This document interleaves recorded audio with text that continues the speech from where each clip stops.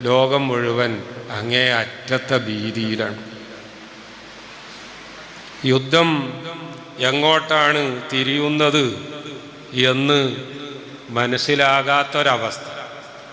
യുദ്ധം നടത്തുന്ന ആളുകൾക്ക് ഞങ്ങൾ എന്തിനാണ് യുദ്ധം ചെയ്യുന്നത്, ഈ യുദ്ധത്തിൽ ഞങ്ങളുടെ ലക്ഷ്യങ്ങൾ എന്തെല്ലാമാണ് എന്ന് തീരുമാനിക്കാൻ പറ്റാത്ത അവസ്ഥ. 2 ആഴ്ചയിലധികം യുദ്ധം നീണ്ടപ്പോൾ ലോകത്തെ ഏറ്റവും വലിയ ശക്തി, അവരെ കൈവശമുള്ള ഏറ്റവും വലിയ ആയുധങ്ങൾ, മാരകശേഷിയുള്ള ബോംബുകൾ, ഇതൊക്കെ ഉപയോഗിച്ചു എങ്കിലും ഒരാഴ്ച കൊണ്ട് എല്ലാം തീർത്ത് യുദ്ധം അവസാനിപ്പിക്കാം എന്ന് കരുതി യുദ്ധത്തിന് പുറപ്പെട്ട ആളുകൾക്ക് ഇനി എന്താണ് ചെയ്യേണ്ടത് എന്ന് അറിയാത്തൊരവസ്ഥയാണ് നിലവിലുള്ളത്. അല്ലാഹു തആല അക്രമികളെ നശിപ്പിക്കുമാറാവട്ടെ. ഇത് നമ്മൾ നല്ലതുപോലെ ദുആ ചെയ്യണം. യുദ്ധത്തിൻ്റെ തുടക്കാൻ കാരണം ആരാണ്, ആരെ ഭാഗത്താണ് ന്യായം, ആരെ ഭാഗത്താണ് അന്യായം, ഇതൊന്നും നമുക്ക് പറയാൻ കഴിയൂല എന്ന് ശൈഖുന ഉസ്താദ് അവറുകൾ തന്നെ പറഞ്ഞു. ഒരു കാര്യം എന്തായാലും ഉറപ്പാണ്, അമേരിക്കയും ഇസ്രായേലും നടത്തുന്നത് ലോകത്തെ ഏറ്റവും വലിയ അക്രമമാണ്. ഇതിൽ യാതൊരു തർക്കവുമില്ല. അത്തരം അക്രമികളെ അല്ലാഹു സുബ്ഹാനഹു വ തആല നശിപ്പിക്കുമാറാവട്ടെ.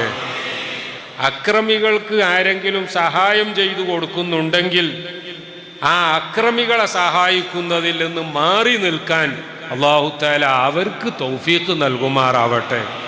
അങ്ങനെ അക്രമികൾക്ക് അവരുടെ അക്രമം നിർത്താനും അക്രമികളെ സഹായിക്കുന്നവർക്ക് ആ സഹായം നിർത്തിവെക്കാനും അതുവഴി മുഅ്മിനീങ്ങൾക്ക് സന്തോഷമാകുന്ന രീതിയിൽ വയൗമഇദിൻ യഫ്റഹുൽ മുഅ്മിനൂൻ, മുഅ്മിനീങ്ങൾക്ക് സന്തോഷം വരുന്ന രീതിയിലുള്ള ഒരു യുദ്ധാവസാനം എത്രയും പെട്ടെന്ന് അല്ലാഹു സുബ്ഹാനഹു വ തആല എളുപ്പമാക്കി തരുമാറാവട്ടെ. ഇതിനു വേണ്ടി നമ്മൾ നല്ലോണം ദുആ ചെയ്യണം. നമ്മളൊക്കെ കേട്ട് പഠിച്ച കുറേ പദങ്ങളുണ്ട്.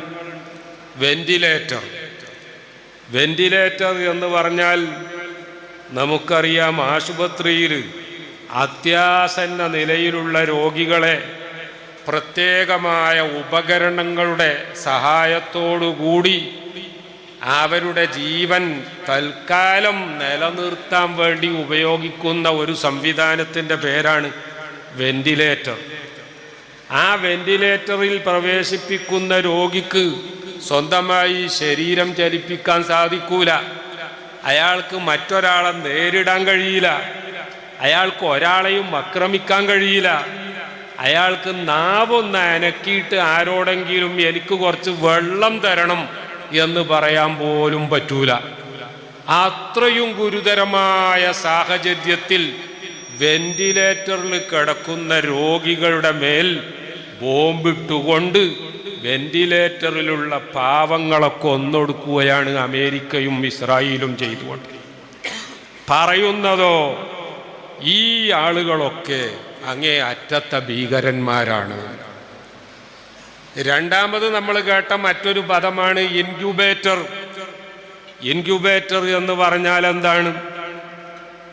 സാധാരണ ഒരു അമ്മയുടെ അല്ലെങ്കിൽ ഒരു ഉമ്മയുടെ ഗർഭാശയത്തിൽ 8 or 9 മാസം ഈ ഭ്രൂണം അവിടെ കിടന്ന് അതിന് ഉണ്ടാകേണ്ട വളർച്ച എത്തിയതിനു ശേഷം പൂർണ്ണ വളർച്ച എത്തിയിട്ട് പ്രസവിക്കുക എന്നതാണ് സാധാരണ നടക്കുന്നതെങ്കിൽ 5-ാം മാസത്തിലോ 6-ാം മാസത്തിലോ പൂർണ്ണ വളർച്ചയാകുന്നതിൻ്റെ മുമ്പെങ്ങാനും ഒന്നുകിൽ പ്രസവിച്ചു പോകുന്ന അവസ്ഥയുണ്ടായി, അല്ലെങ്കിൽ ഈ ഉമ്മയുടെ വയറ്റിൽ നിന്ന് ഈ കുട്ടിയെ ഈ 5 or 6 മാസമാകുമ്പോഴേക്ക് എടുത്ത് പുറത്തെടുക്കേണ്ട ആവശ്യമുണ്ടായി. ആ സമയത്ത് അത്തരം കുട്ടികൾക്ക് കുറച്ചുകൂടി ഗർഭാശയത്തിലെ അതേ സാഹചര്യം ഉണ്ടാക്കി അവരെ പ്രത്യേകം വെക്കുന്ന ഉപകരണത്തിൻ്റെ പേരാണ് ഇൻക്യുബേറ്റർ എന്ന് പറയുന്നത്. ഗാസയിൽ വെന്റിലേറ്ററിൽ മാത്രം കിടക്കുന്ന 2500 രോഗികളെ ഇസ്രായേൽ ബോംബിട്ട് കൊന്നു എങ്കിൽ ഇൻക്യുബേറ്ററിൽ കിടക്കുന്ന 1300 ശിശുക്കളെ ഇസ്രായേൽ കൊന്നൊടുക്കിയെങ്കിൽ മൂന്നാമത്തെ ഒരു പദം ലേബർ റൂം എന്നതാണ്. ലേബർ റൂം എന്ന് പറഞ്ഞാൽ നമുക്കൊക്കെ അറിയാം, ഹോസ്പിറ്റലുകളിൽ ഗർഭിണികളെ പ്രസവിക്കാൻ വേണ്ടി കൊണ്ടുപോകുന്ന ആ പ്രത്യേകമായ സൗകര്യങ്ങളൊക്കെയുള്ള റൂമിൻ്റെ പേരാണ് ലേബർ റൂം. അവിടെയാണ് ഈ ഗർഭിണികളായ സ്ത്രീകളുടെ പ്രസവങ്ങൾ നടക്കാറുള്ളത്. അങ്ങനത്തെ ലേബർ റൂമുകൾ തകർത്തുകൊണ്ട് ആയിരക്കണക്കിന് ഗർഭിണികളെ കൊന്നതാണ് ഗാസയിലും അതുപോലെ തന്നെ ഇറാനിലും ലബനാനിലുമൊക്കെ ഇസ്രായേലും അമേരിക്കയും ചെയ്യുന്ന അക്രമം എങ്കിൽ പ്രിയപ്പെട്ടവരെ, ഇനി നിങ്ങൾ നോക്കൂ, ആ ഇറാനിലെ ഒരു സ്കൂളിൽ 170 കുട്ടികളാണ്. 170 കുട്ടികൾ എന്ന് പറഞ്ഞാൽ 7 വയസ്സിൻ്റെയും 12 വയസ്സിൻ്റെയും ഇടയിലുള്ള കുട്ടികളാണ് മീനാബ് എന്ന് പറയുന്ന സ്ഥലത്തെ ആ ചെറിയ സ്കൂളിലുള്ളത്. അവിടെയാണ് പ്രിയപ്പെട്ടവരെ അമേരിക്കയുടെ വൻ പ്രഹരശേഷിയുള്ള ബോംബ് കൊണ്ടുപോയിട്ട് ആ സ്കൂളിലെ ഈ കുട്ടികൾ മുഴുവനും മാത്രമല്ല അവരെ പഠിപ്പിക്കുന്ന ഏതാനും അധ്യാപകരും ആയമാരും അടക്കം അവിടെയുള്ള മുഴുവൻ ആളുകളും കൊല്ലപ്പെട്ടത്. വെന്റിലേറ്ററിലുള്ള രോഗികളെ കൊന്നതിന് പറഞ്ഞ കാരണം അവർ ഭീകരന്മാരാണ് എന്നാണെങ്കിൽ, ഗർഭപാത്രത്തിൽ ചെലവഴിക്കേണ്ട സമയത്തിന് മുമ്പ് തന്നെ പുറത്തെടുക്കേണ്ടി വന്നതിൻ്റെ പേരിൽ ഇൻക്യുബേറ്ററിൽ കഴിച്ചുകൂട്ടേണ്ട ശിശുക്കളെ കൊന്നതിന് കാരണം പറയുന്നത് അവർ ഭീകരന്മാരാണ് എങ്കിൽ, ഗർഭിണികളെ ലേബർ റൂമിൽ ബോംബിട്ട് കൊല്ലുന്നതിനും പറയുന്ന കാരണം ഇവരൊക്കെ ഭീകരന്മാരാണ് എങ്കിൽ, 7 വയസ്സിനും 12 വയസ്സിനും ഇടയിലുള്ള പെൺകുട്ടികളുടെ സ്കൂളിൽ ബോംബിട്ട് എല്ലാവരെയും കൂടി ഒറ്റയടിക്ക് അങ്ങ് കൊന്നൊടുക്കുന്നതിന് പറയുന്ന കാരണവും അവരൊക്കെ ഭീകരന്മാരാണ് എന്നതാണെങ്കിൽ, എന്തും ലോകത്തോട് വിളിച്ചു പറയാം. ഞങ്ങളെന്താണോ ചെയ്യുന്നത് അത് മറ്റുള്ളവരെ അംഗീകരിക്കണം, അല്ലാതെ മറ്റൊരാൾക്കും മിണ്ടാൻ പോലും അവകാശമില്ല എന്ന രീതിയിൽ പ്രിയപ്പെട്ടവരെ അമേരിക്കയും ഇസ്രായേലും അതുപോലെ തന്നെ ആ വഴി പിന്തുടരുന്ന ആളുകളുമൊക്കെ നടത്തിക്കൊണ്ടിരിക്കുകയാണ്. ഇതിലും വലിയ ഒരു അക്രമം ഇനി ലോകത്തുണ്ടോ? ഖുർആൻ ഖത്മ് ചെയ്യുന്ന പരിപാടി കൂടിയാണ്. ബഹുമാനപ്പെട്ട ശൈഖുന സുൽത്താനുൽ ഉലമ കാന്തപുരം ഉസ്താദ് തവ്വലല്ലാഹു ഉംറഹു ഉസ്താദ് അവർകൾ പരിശുദ്ധ ഖുർആൻ ലോകാവസാനം വരെ സംരക്ഷിക്കപ്പെടും എന്ന വിഷയത്തിൽ ഊന്നിക്കൊണ്ടാണ് സംസാരിച്ചത്. ഷാഫി ഉസ്താദിൻ്റെ ഖുർആൻ ക്ലാസ് വർഷങ്ങളായി ഇവിടെ നടന്നു വരികയാണ്. പ്രിയപ്പെട്ടവരെ, എന്നാൽ ഇതൊക്കെ കാണുമ്പോൾ ഒരു പക്ഷേ നമുക്ക് തോന്നും, അല്ലാഹു സുബ്ഹാനഹു വ തആല ഇത്തരം കാര്യങ്ങളൊക്കെ കാണുന്നില്ലേ എന്ന് പോലും ചിലരൊക്കെ അറിവില്ലാത്തത് കൊണ്ട് ചോദിക്കാറുണ്ട്. എന്നാ പരിശുദ്ധ ഖുർആൻ ഇത്തരം ഒരുപാട് ഉദാഹരണം നമുക്ക് പറഞ്ഞു തന്നിട്ടുണ്ട്. ഖുതില അസ്ഹാബുൽ ഉഖ്ദൂദ് അന്നാരി ദാത്തിൽ വഖൂദ് ഇദ്ഹും അലൈഹാ ഖുഊദ് വഹും അലാ മാ യഫ്അലൂന ബിൽ മുഅ്മിനീന ശുഹൂദ്. വലിയ തീക്കുണ്ടങ്ങൾ ഒരുക്കിക്കൊണ്ട് ആ തീക്കുണ്ടങ്ങളുടെ അടുത്തേക്ക് പോലും ഒരു ജീവനുള്ള സാധനത്തിന് അടുത്ത് ചെല്ലാൻ മനുഷ്യർക്കോ അല്ലാത്തവർക്കോ അതിൻ്റെ അടുത്തേക്ക് പോലും പറ്റാൻ ചെന്നെത്താൻ കഴിയാത്ത അത്രയും ഘോരമായ അഗ്നികുണ്ഡം തയ്യാറാക്കി മറ്റു ഉപകരണങ്ങൾ, മിസൈൽ ലോഞ്ചറുകളോ ലോക്കറ്റ് ലോഞ്ചറുകളോ പോലെയുള്ള മെഷീനുണ്ടാക്കി ദൂരെ വെച്ചുകൊണ്ട് ആ ലോഞ്ചറിൽ വിശ്വാസികളെ പിടിച്ചിരുത്തിക്കൊണ്ട് ഈ തീക്കുണ്ടത്തിലേക്ക് വലിച്ചെറിയുന്ന ഒരു കൂട്ടരെ സംബന്ധിച്ച് പരിശുദ്ധ ഖുർആൻ ലോകത്തെ പഠിപ്പിക്കുകയാണ്. പ്രിയപ്പെട്ടവരെ, വിശ്വാസികളോട് ഈ രീതിയിലൊക്കെ അക്രമികൾ എക്കാലത്തും പെരുമാറിയിരുന്നു. ഇന്ന് കാണുന്നതിനേക്കാളൊക്കെ വലിയ അക്രമം മുമ്പ് നടന്നിരുന്നു. ഇസ്രായേലികൾ അമേരിക്കക്കാരെന്നൊക്കെ പറഞ്ഞ യഹൂദികളാണ്. ആ യഹൂദികളുടെ സ്വഭാവം എത്ര വട്ടമാണ് പരിശുദ്ധ ഖുർആൻ പറഞ്ഞത്. കാനൂ യഖ്തുലൂനൽ അംബിയാ, അവര് അമ്പിയാക്കന്മാരെ വരെ കൊല്ലുന്നവരായിരുന്നു. പിന്നെയുണ്ടോ സാധാരണക്കാരെ ബോംബിട്ട് കൊല്ലുന്നതിൽ അത്ഭുതപ്പെടാനുണ്ടോ?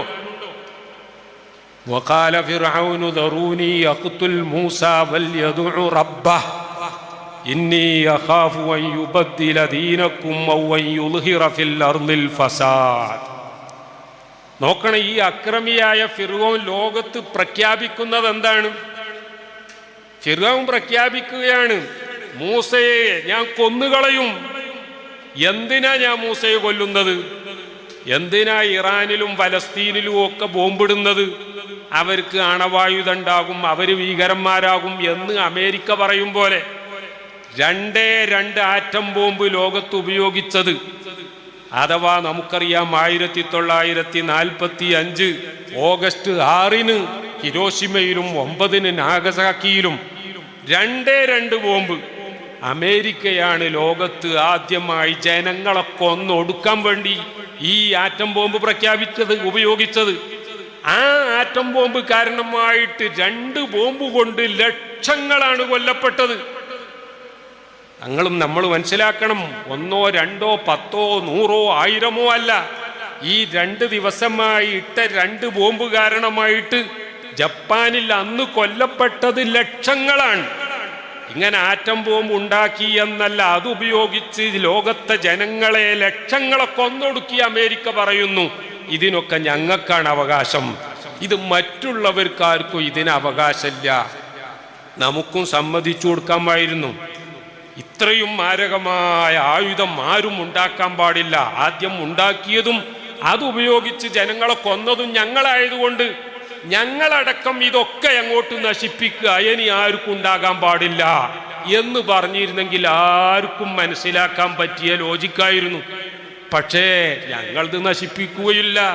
ഞാൻ ഭയപ്പെടുകയാണ്, യുദ്ധം നീണ്ടുപോയാൽ അമേരിക്ക ആറ്റം ബോംബ് വരെ ഇറാനിൽ പ്രയോഗിച്ചുകൂടായികയില്ല. അല്ലാഹു തആല കാത്തു രക്ഷിക്കുമാറാവട്ടെ.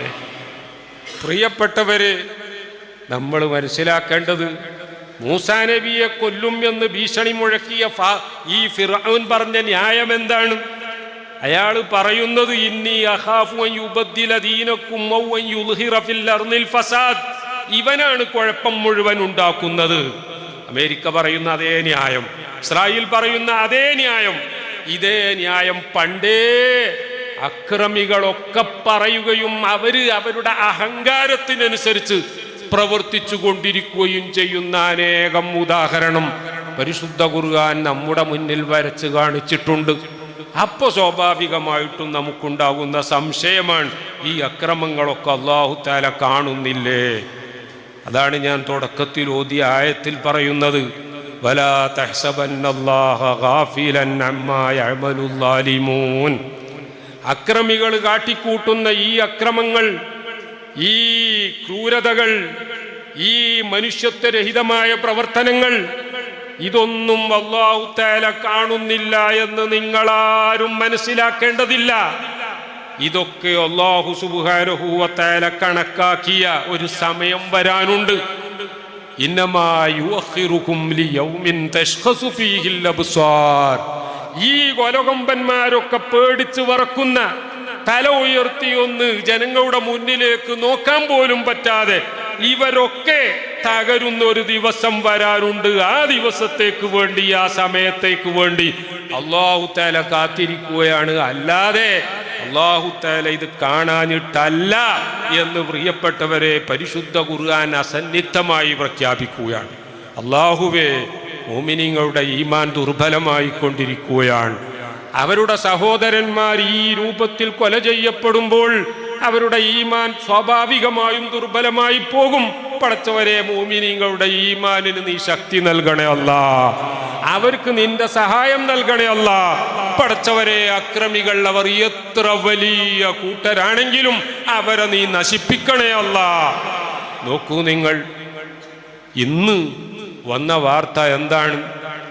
എണ്ണപ്പാടങ്ങളിൽ ഇസ്രായേലും അമേരിക്കയും ബോംബിട്ടിരിക്കുകയാണ്. ഞങ്ങളുടെ എണ്ണപ്പാടങ്ങളിലെങ്ങാനും ബോംബിടുന്നൊരവസ്ഥ വന്നാൽ അമേരിക്കയുടെയും ഇസ്രയേലിൻ്റെയും താൽപ്പര്യങ്ങൾക്കെതിരെ ഞങ്ങൾ ശക്തമായി പോരാടുമെന്നും അവരുടെ സൈനിക കേന്ദ്രങ്ങൾ ഉള്ള രാജ്യങ്ങളിലെ എണ്ണപ്പാടങ്ങളിൽ ഞങ്ങളും ബോംബിടും എന്ന് ഇറാൻ പറഞ്ഞിരിക്കുകയാണ്. ഇന്നലെ വരെ ഉള്ള യുദ്ധമല്ല ഇനി ഇന്നു മുതൽ നടക്കാൻ പോകുന്നത്. ഈ രീതിയിലെങ്ങാനും ഇനി യുദ്ധം മുന്നോട്ട് പോവുകയാണെങ്കിൽ പ്രിയപ്പെട്ടവരെ എവിടെ എത്തും എന്ന് നമുക്കാർക്കും ഊഹിക്കാൻ പറ്റുന്ന കാര്യമല്ല. അല്ലാഹു സുബ്ഹാനഹു വ തആല കാത്ത് രക്ഷിക്കുമാറാവട്ടെ. ഞാൻ അവസാനിപ്പിക്കുകയാണ്.